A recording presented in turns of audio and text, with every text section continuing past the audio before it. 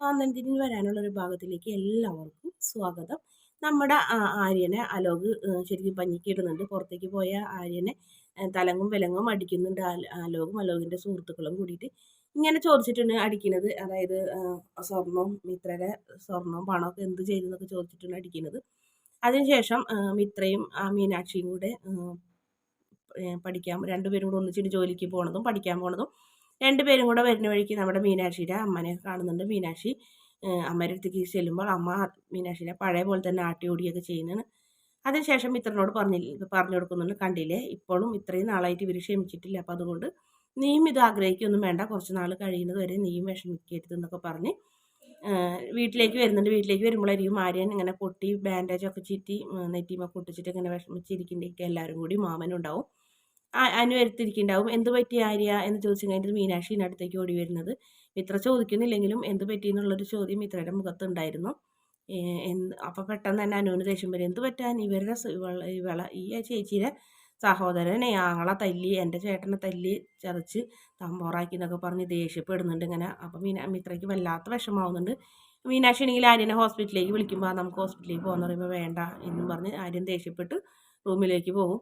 പിന്നാലെ മിത്രയും പോകുന്നുണ്ട്. മിത്ര പോയിട്ട് മിത്ര പറയുന്നുണ്ട്, നമുക്ക് മിത്ര എന്നെ സോറിന്ന് ആദ്യം പറയുന്നത്. എന്തിന് സോറി പറയുന്നത്? നീ സോറി ഒന്നും പറയണ്ട, നീ കെട്ട ആൾ കാരണമാണ് ഇതൊക്കെ ഉണ്ടായത്. നിന്നോട് ഞാൻ പറഞ്ഞതല്ലേ അവൻ ലോക പൊട്ടയെന്നുള്ള കാര്യം, എന്നിട്ട് വിശ്വസിച്ചില്ലല്ല. എന്തിനിപ്പോൾ അവനെ പറ്റി പറയുന്നതെന്ന് വെച്ചാൽ മിത്ര പെട്ടെന്ന് ചൂടാവുന്നുണ്ട്. നിനക്കറിയോ അവൻ ചെയ്തത് കാരണം അവൻ ചെയ്ത തെറ്റിന് ഞാൻ അനുഭവിച്ചത് സ്വർണവും പണവും എവിടെയിടാന്ന് ചോദിച്ച് മാറി മാറി എന്നെ അടിച്ചത്. എനിക്കൊരു മറുപടിയും പറയാനില്ലാത്തത് കൊണ്ടാണ് ഞാൻ നിന്ന് കൊണ്ടത്, അല്ലാണ്ട് എനിക്ക് തല്ലാൻ അറിയാഞ്ഞിട്ടില്ല എന്നൊക്കെ പറഞ്ഞ് ആര്യം ദേഷ്യപ്പെട്ട് മുറിയിൽ നിന്ന് പുറത്തേക്കൊക്കെ പോകും. മിത്ര കരഞ്ഞുകൊണ്ടൊക്കെ അവിടെ നിൽക്കുന്നുണ്ട്. പിന്നീട് രാത്രി മിത്ര എല്ലാ കാര്യങ്ങളും അടുക്കളയിൽ ചെയ്യുന്നത്, അതായത് ഗ്യാസൊക്കെ തുടച്ച് ഇങ്ങനെ വിഷമിച്ച് തന്നെ നിൽക്കുകയാണ്. കൂട്ടത്തിൽ തന്നെ മിത്ര ഇങ്ങനെ വിഷമിച്ച് നിൽക്കുന്നുണ്ട്. ആര്യനെ അടി കിട്ടിയതിൽ അതൊക്കെ മിത്ര കാരണമെന്നുള്ള കാര്യത്തിൽ മിത്രയ്ക്ക് നല്ല വിഷമമുണ്ടായിരുന്നു. അത് മിത്ര വിഷമിച്ച് നിൽക്കുന്നിടത്തേക്ക് നമ്മുടെ മീനാക്ഷി വന്നിട്ട് പറയുന്നുണ്ട്, സംഭവിക്കാനുള്ളതൊക്കെ സംഭവിച്ചു, ഇനിയിപ്പോൾ അതൊന്നും പറഞ്ഞിട്ടൊന്നും കാര്യമില്ല മോളെ എന്ന് പറഞ്ഞപ്പോൾ പറഞ്ഞിട്ട് നമുക്ക് പോലീസ് സ്റ്റേഷനിൽ ഒരു പരാതി കൊടുത്താലോ എന്ന് വെച്ചപ്പോൾ ആരുടെ പേരിൽ എന്ന് വെച്ചപ്പോൾ മിഥുൻ്റെ പേരിൽ. എന്നിട്ട് നീ എന്ത് പറയും? മിഥുൻ എൻ്റെ സ്വർണം തട്ടിക്കൊണ്ടുപോയെന്ന് പറയും. പറഞ്ഞു എന്നിട്ട് ലോകം മുഴുവൻ നമ്മൾ ഇത്രയും ഞാനും നീയും ആര്യനും അമ്മയും സൂക്ഷിച്ച് വെച്ചിരുന്ന രഹസ്യം നാട്ടുകാർ മുഴുവൻ അറിയും. അപ്പോൾ ഈ ചെയ്തതിലൊന്നും ഒരു കാര്യം ഉണ്ടാവില്ല എന്ന് മീനാക്ഷി പറഞ്ഞ് മനസ്സിലാക്കുന്നുണ്ട്. പിന്നെ എന്ത് ചെയ്യും? എങ്ങനെയെങ്കിലും അവനെ കണ്ടുപിടിക്കണം. അവനെ കണ്ടുപിടിച്ച് ആ സ്വർണം തിരികെ മേടിച്ച് അവർക്ക് കൊണ്ടുകൊടുക്കണം.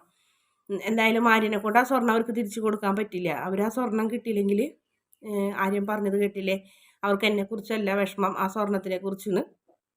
അപ്പോൾ അവർക്ക് ആ സ്വർണം തിരിച്ചു കൊടുക്കേണ്ട ഏട്ടത്തിന്ന് ചോദിക്കുമ്പോൾ നീ പറയുന്നതൊക്കെ ശരിയാണ്, പക്ഷേ ഇതിൻ്റെ പിന്നിൽ വലിയ പ്രശ്നങ്ങളുണ്ട്. മിഥുനെ കണ്ടുപിടിച്ചാൽ സത്യങ്ങളൊക്കെ പുറത്തു വരും. നീ ഇറങ്ങിപ്പോയത് ലോക ഫ്രോഡിൻ്റെ കൂടെ എന്നറിയും, നാട്ടുകാരറിയും, വീട്ടുകാരറിഞ്ഞാലും പോട്ടെ എന്ന് വിചാരിക്കാമെന്ന് പറയും. എന്നാൽ പിന്നെ ഈ സത്യങ്ങളെല്ലാം നമുക്ക് അങ്കിളിനോടെങ്കിലും പറയണമെന്ന് പറയും, അതായത് ബാലനോടെങ്കിലും പറയണമെന്ന് പറയും.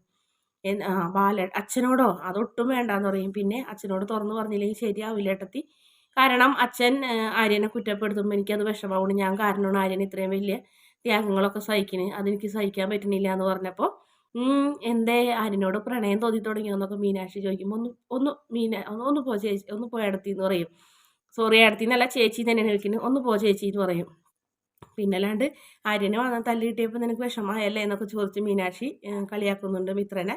എന്തായാലും മിത്രയുടെ മനസ്സിൽ ചെറിയൊരു സ്നേഹമൊക്കെ നമ്മുടെ ആര്യനോടൊക്കെ തോന്നുന്നൊക്കെ ഉണ്ട്. വീഡിയോ ഇഷ്ടപ്പെടുകയാണെങ്കിൽ ചാനലൊന്ന് സബ്സ്ക്രൈബ് ചെയ്ത് സപ്പോർട്ട് ചെയ്യണേ.